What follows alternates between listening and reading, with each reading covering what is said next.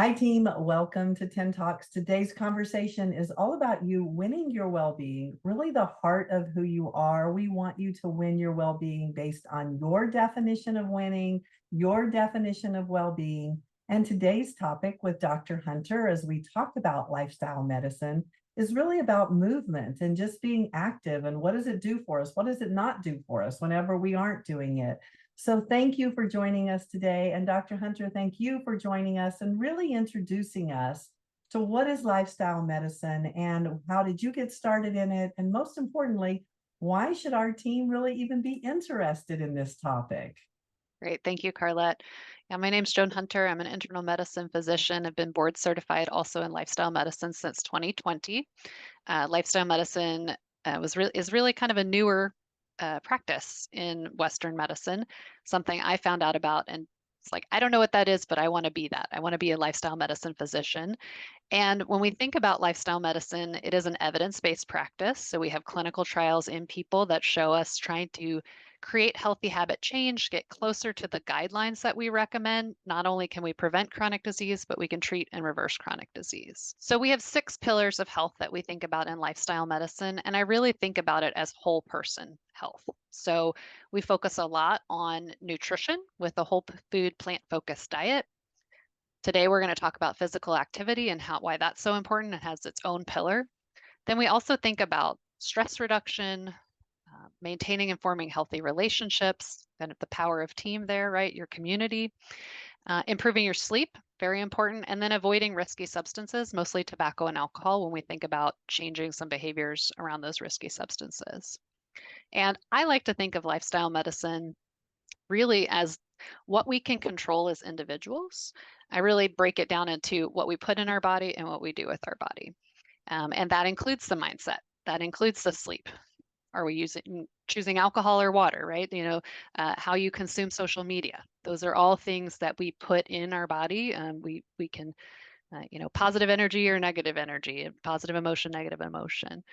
And when we think about the power that lifestyle medicine has, we know from the data that if we could improve diet by eating real food, move our bodies, and stop smoking, we have the power to prevent 80% of heart disease and stroke in this country, 80% of type 2 diabetes, and 40% of cancers. So, and those are our top 3 causes of death in this country. So, such an impact that we have through what we put in our body and what we do with our body. And so, really, I want to talk today about physical activity and how that makes an impact. Well, the great part about this well-being component is that our brand, Sports Life Coaching and Chief Wellbeing Officers, we are about raising the intelligence of the well-being. Really, how do we get smarter? How do we raise our MEQ, which is the intelligence of me? And today we're going to be talking about being MEQ, the intelligence of being me. And we put it inside this Q because it's so important when we're talking about exercise or movement, that it's what I like to do, that it's something that I can do for a lifestyle, not a moment in time, not because somebody's making me. What do you love? What do you really want to invest in? And so the power of you owning your life, what matters to you, why you're doing it, and most importantly, are you having fun? Are you really enjoying this? When you find the joy in your life, you find the reason to really live and to make the choices that help elevate our well-being Q. So as we think about being MEQ, we're going to introduce the sports life coaching tool of stats. And stats is all about facts. We're going to coach you to make sure that you're choosing what's a 10 for you. On a scale of 1 to 10, 1 is low and 10 is fabulous. And as we talk about physical activity and as we talk about really making lifestyle choices, I want to train you to really be able to think, when I put this in my body or in my mind, on a scale of 1 to 10, what's my stat? We want you in that 8, 9, or 10 zone with every single thing that you're doing. So as you choose an activity, as you choose movement, what's my stat on this? As you listen to our conversation and you hear this information, what's my stat on this? Now, here's the piece to keep in your back pocket. We all have cardio. In sports, everything is about stats, and you've got to do some things that aren't so fabulous, and yet they help you to peak perform. So cardio in our language is going to be something that's a low stat for you, yet it gets you to a 10. So for instance, exercise could be a low stat for you. It's something you don't like to do. It may be uncomfortable to you, and yet it helps you to live healthy. It helps you to really win your well-being. So we would redirect your mind instead of I hate exercise or exercise isn't for me. It's exercise is winning my well-being. Now you've really put a purpose to it, and all of your energy is directed to the purpose, directed to the why, anchored in your why versus what we're telling you. So here we go. We want you, number one, listening to learn. And number two, as you learn this information, what's your stat on it? And number three, how am I going to put this in my life to win my well-being? So Dr. Hunter, thank you so much for introducing us to a Being Me Q that's all about exercise.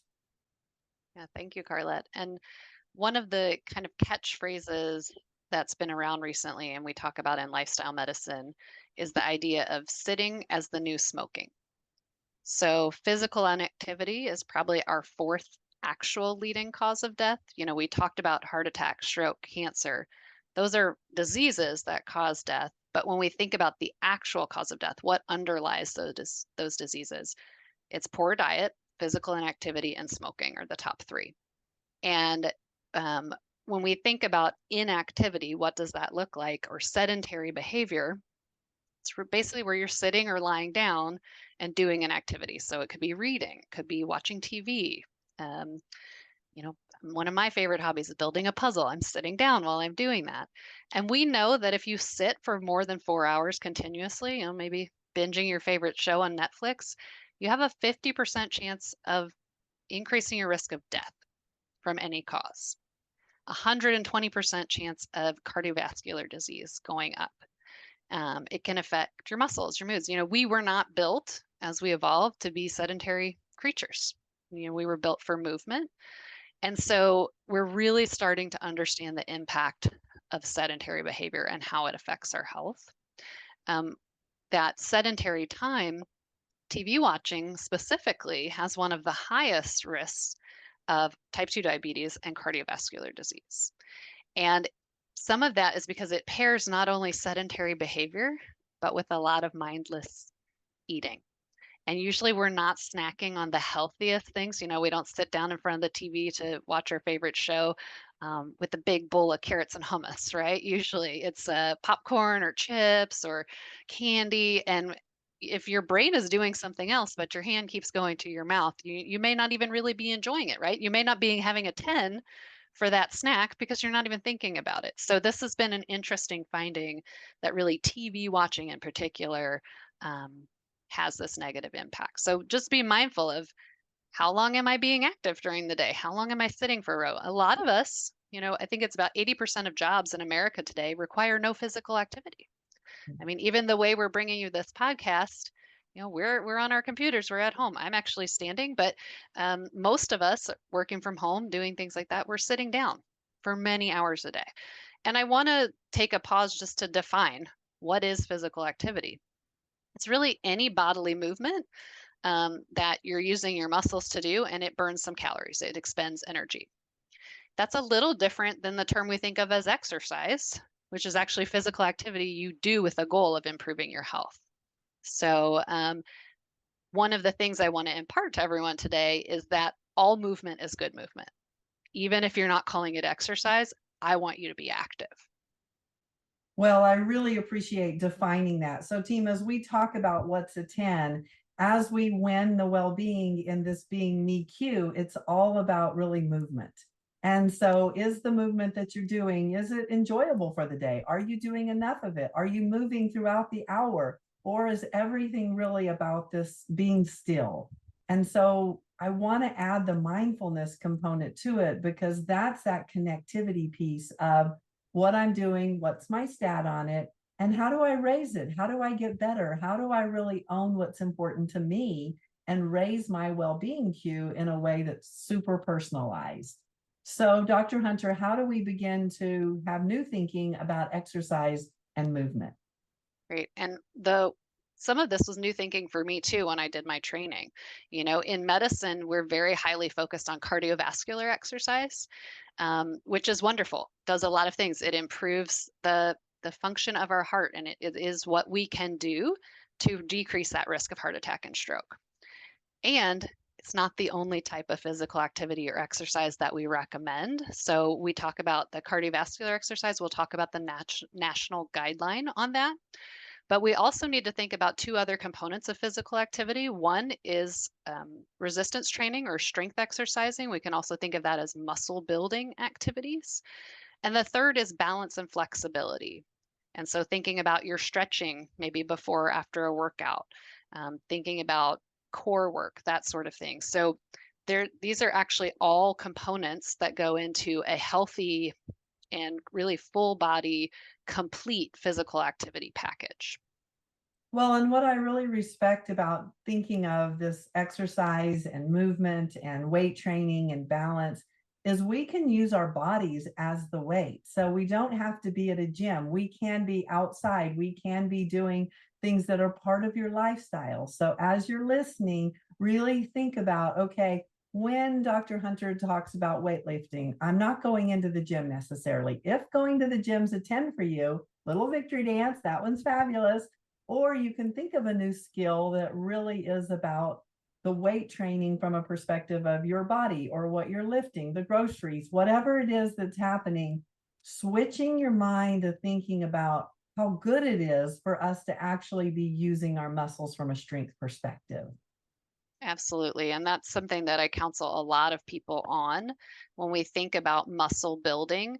The stats on muscle losing are actually really kind of scary. So we start losing muscle mass between the ages of 30 and 40 if we're not actively building muscle. And so when I talk with clients in their 60s and 70s who can't get up off the floor if they get down there, so how their quality of life is limited because maybe they can't get on the floor to play with their grandkids anymore. And B, when they're trying to lose weight or maintain a healthy weight, doesn't matter how many calories they consume, they can't do it because our skeletal muscle mass is linked to our metabolic rate. So if your muscle mass is down by 30% by the time you're in your 60s or 70s, so is your metabolic rate. It's really hard to eat less calories to outpace your metabolic rate at that level. And especially for women, especially as we age, bone health is hugely impacted by muscle building. Again, the balance, having strong legs and core to keep you upright and keep you from falling. So I talk to people about this a lot, but really the recommendation is doing some sort of muscle building activities 2 to 3 days a week, non-consecutive days. You want to give those muscles time to rest, heal, and repair. And I think about muscle as a use it or lose it resource, right? We start losing it if we're not using it. But I also have changed the way I talk to patients about it because it's a renewable resource too. Anyone can build muscle. There's studies recently of 80 and 90-year-old patients in nursing homes appreciably building muscle by doing muscle building activities. And as Carlette was saying, this does not have to be going to the gym and lifting heavy. This is using your body weight, doing functional movements, stretchy resistance bands. Most of us have been to physical therapy once or twice and might have those laying around. Also handheld weights. But if you think about the pandemic, when we all started working out at home, all of a sudden, a big glass of water weighs a couple pounds, right? So I started doing exercises, cans of food in my pantry with water bottles, with wine bottles, right? Anything that you can has mass is going to be beneficial to use. So again, thinking about that 2 to 3 days a week and planning for 8 to 12 repetitions in all your major muscle groups. So I think about 3 to 4 upper body moves, 3 to 4 lower body moves. The trainer that I worked out with previously really was very big on functional movement. And so she tried to build every workout around a couple core moves. So a pushing movement, like a push up, a pulling movement, like a row, squatting, lunging, doing a hinge, and core work. So with those 6 movements, you can really hit a full body workout. And again, doesn't require 45 minutes in the gym, doesn't require a weight set. And when you think about weight, if you're not doing any muscle building, starting with body weight is a great place to start. So when you start adding weight or adding resistance, you want to think about, can I do 10 reps with this weight comfortably? If I can do 10, but 12 or 15 is hard, that's the right weight. And if you can do 20 or 30 reps, it's time to increase the weight. So a lot of times people start out, maybe they're using resistance band or they're using 2-pound weights. And I had one of my patients tell me, yeah, I can do 30 reps. I'm like, great, you need to be using 5-pound weights. I want you doing 8 to 12 because once we train that muscle, we have to keep challenging it to get further benefit. So as much as we love lifting weights or not, again, it can be something that we have total control over. Again, really thinking about lifting my weights out of 10 reps and need to increase it if it's really comfortable at 10. We want it to be a bit uncomfortable. So you're really building that muscle. And as we think about statting up this lifestyle way of being and lifestyle medicine and our exercises, I talked about cardio. Cardio being something that you don't like, it doesn't really feel that good, but it gets you to your 10. So, Dr. Hunter, tell us really about the true definition of cardio and exercise versus what we're talking about as just something that we're using the language. Yeah, so when we talk about cardiovascular activity, again, it's to optimize the health of our vascular system. And so the national guideline is aiming for 150 minutes a week of moderate intensity cardiovascular exercise. So that breaks down to about 30 minutes, 5 days a week. Now we know from the data, 10 minutes at a time is enough to improve your mood, affect your blood pressure, start some calorie burn. So you're going to get benefit even from these little snack size cardio bursts. And when we think about that moderate intensity, I think it's important for me to give people some parameters around that. So, it's enough movement that you're breaking a light sweat. That's one way to think about it. And for someone who's not very active, that might not be as intense as someone who's a trained athlete, right? The other way to think about it is what we call the talk test. If you are exercising with a friend and you could talk to them while you're walking, but singing them happy birthday would be challenging. That's a moderate intensity exercise because you're pumping enough blood through your heart, you're exchanging enough oxygen with your lungs that to exert the extra force to sing is going to be challenging.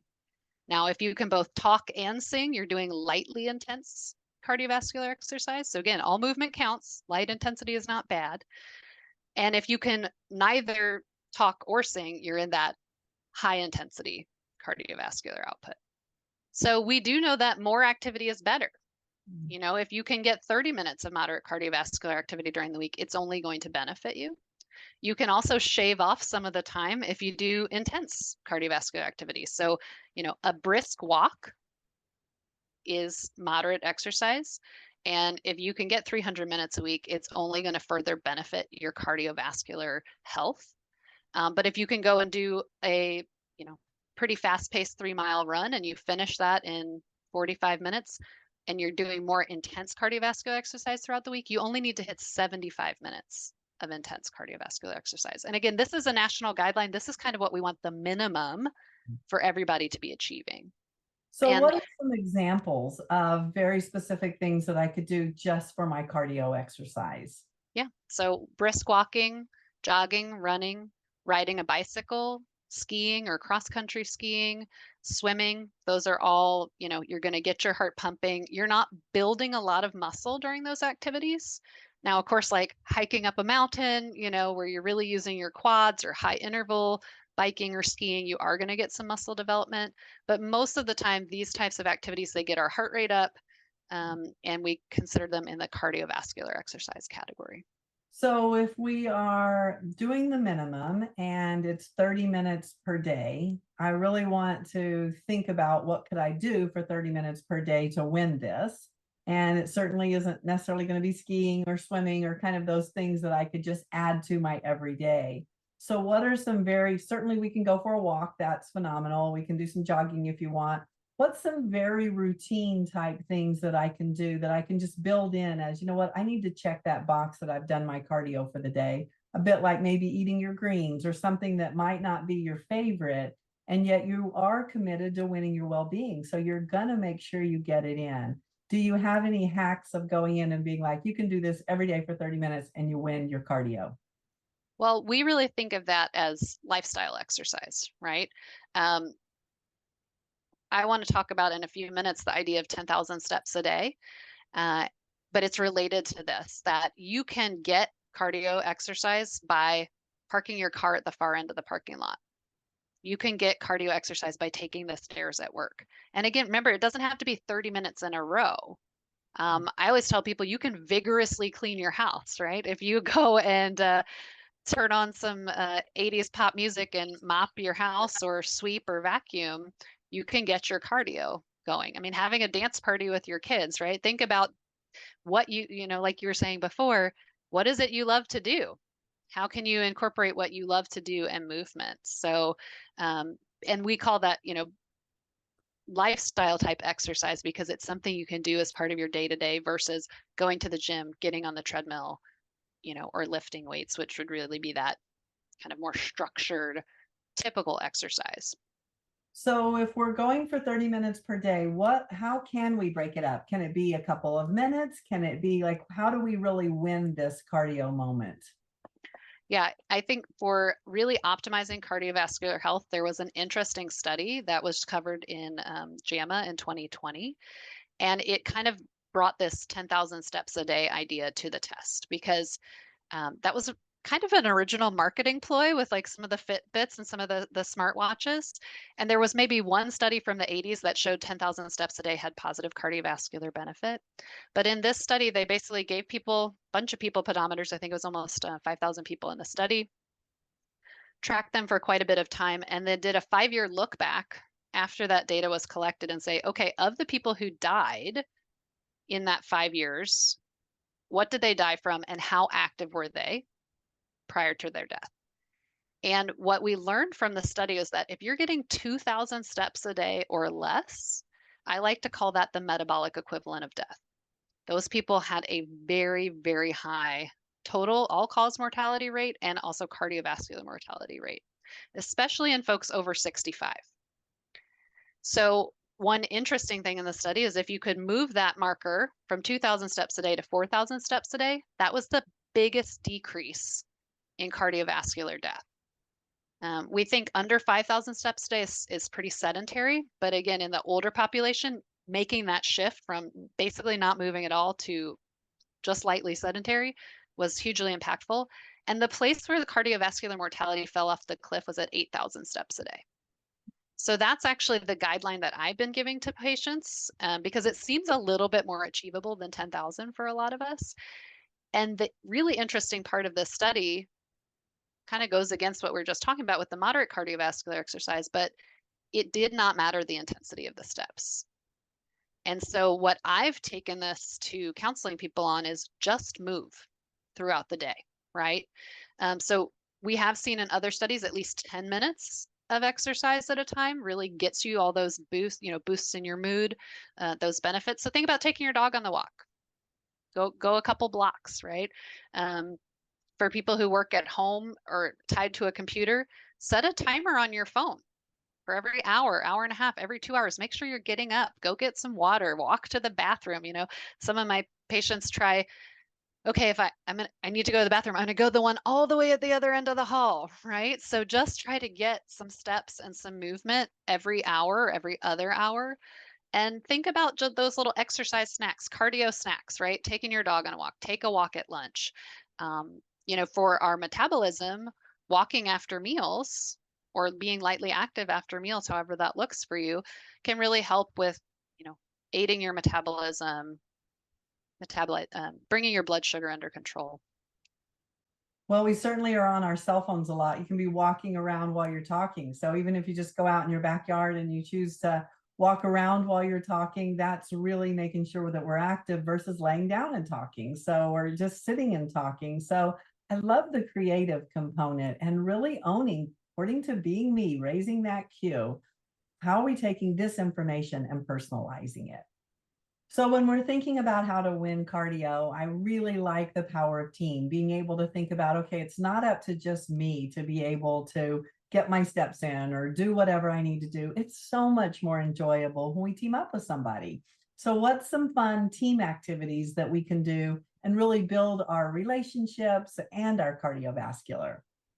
Yeah, it's really important because social connection and healthy relationships is one whole pillar of lifestyle medicine, right? So, I always talk to patients, especially when they're trying to build a new habit, who's going to be your accountability buddy?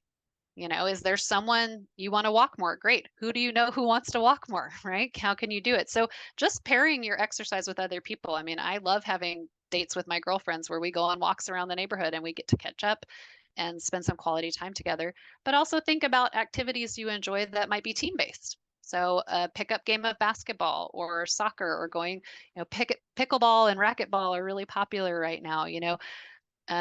Going to meetups where there's an activity focused type of thing, meeting up for a hike. So again, the more you can tie the cardio with things that you enjoy and the people that you love, you're going to be more excited to really build this in as a habit, to make sure that you get movement every day. So thinking about those things and tapping in that accountability buddy, that person you can count on. And also, if you don't like walking by yourself, but you don't live with somebody nearby, have a phone call, right? Then you're out and you're not really even keeping track of how many minutes you've been going because maybe you're catching up with a good friend. I love that combining just really what is it that I love? What is it that I need to do for my health? And using that power of team, really owning that it's not just about me. Who can I share that this is really important to me? I want to accomplish this goal, or I'm committed to getting healthy, and who can I do it with? And so think about that. It's just all about the heart when it comes to cardio. It's all about the heart of who am I? I'm taking care of my heart. I'm connecting to who I love. Always love bringing in the love factor. Absolutely. And we've talked before about self-care and the idea that the heart feeds itself first. So, I love getting up and doing my cardio first thing in the morning. And if I can do it with a friend, even better. But then I know that I'm taking care of myself. I'm taking care of my physical heart, my emotional heart, my filling up my own cup, and maybe tying in a friend along the way. So you can hit multiple pillars of lifestyle medicine doing that. Love it. So we know we're taking care of our heart. We know that we're doing our cardio, the things that we really need to do to stay active and to decrease our risk of so many things medically, and also just raise our stat on life and the enjoyment of it. What about that balance and flexibility component that's so valuable? Yeah, I was really surprised in my training to learn that the recommendation for the balance and flexibility is a daily practice. And so I really like to tie this into either a warm up or a cool down after cardiovascular or especially after weightlifting. Are you getting your stretching in? Are you releasing those muscles you've just worked so hard to pump up? Also thinking about the balance piece, can you do some yoga? Can you do some, you can even work in body weight resistance with that, with yoga and Pilates. And for my older patients, again, that I'm trying to help them just regain some balance, it's as simple as just standing on one foot for 20 or 30 seconds. Test yourself. How long can you go? Thinking about doing some planks every day to really get that core strength up. And again, like the muscle building, as you get better at it, we want to keep challenging ourselves. We don't want to say, "Oh, I'm good with a 30-second plank," right? How many minutes can you go? And these are just really often overlooked pieces of physical activity and physical fitness that we need to think about. How do we get them worked in every day? How does it become part of our routine? Okay, team, I want you to accept the challenge of being physically active, thinking about lots of movement, being flexible. Most importantly, what's your stat on everything that you're doing? We want it in that 8, 9, or 10 with some cardio, which means maybe you don't really love it, but we do love what it does for us. And that is so, so important. So, Dr. Hunter, thank you so much for really the education on lifestyle medicine. And today it's all about the physical activity component, the movement, and why it matters so much. So let's see how active you can be and stat up on a scale of 1 to 10, how much you enjoy it every day. Thank you so much, Dr. Hunter.